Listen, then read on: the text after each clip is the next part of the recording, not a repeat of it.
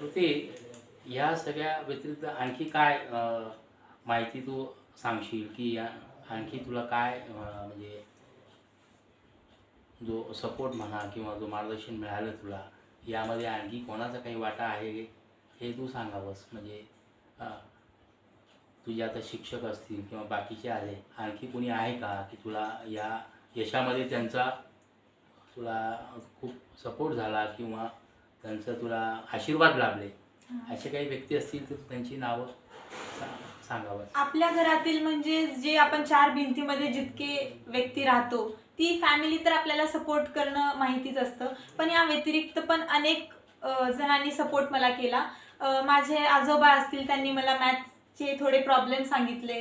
परत मराठीमध्ये मला मुळे सरांनी, देवगुंडे मॅडमनी अतिशय उत्कृष्ट पद्धतीने मार्गदर्शन केले. घरी काही पेपर वगैरे सॉल्व केले असतील मी, तर त्यांचे मार्क त्यांनी स्वतः चेक करून त्यांनी मला सांगितले की तू ह्या मार्कापर्यंत तुझं यश गाठू शकतेस.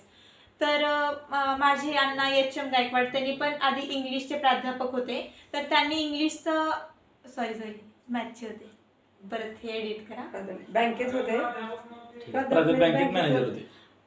माझे आजोबा एच एम गायकवाड, ते पण बँकमध्ये मॅनेजर होते. त्यांचं मॅथ्स इतकं हँड होतं की ते त्या काळात शिकूनही आत्ता मला त्यांनी कन्सेप्ट क्लिअर करू शकतात इथंपर्यंत ते मला शिकवत होते. परत मराठीमध्ये मुळे सरांनी उत्कृष्ट पद्धतीने मार्गदर्शन केले. देवगुंडे मॅडमनी अतिशय चांगल्या पद्धतीने मार्गदर्शन केले.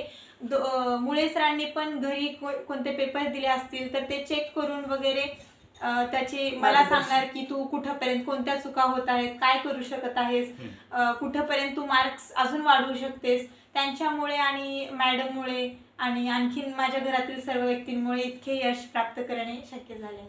यश श्रुती, या म्हणजे फॅमिलीचा किंवा आपल्या घरच्यांचाही सपोर्ट हा खूप महत्त्वाचा असतो. तुझ्या बोलण्यातून स्पष्ट होतं.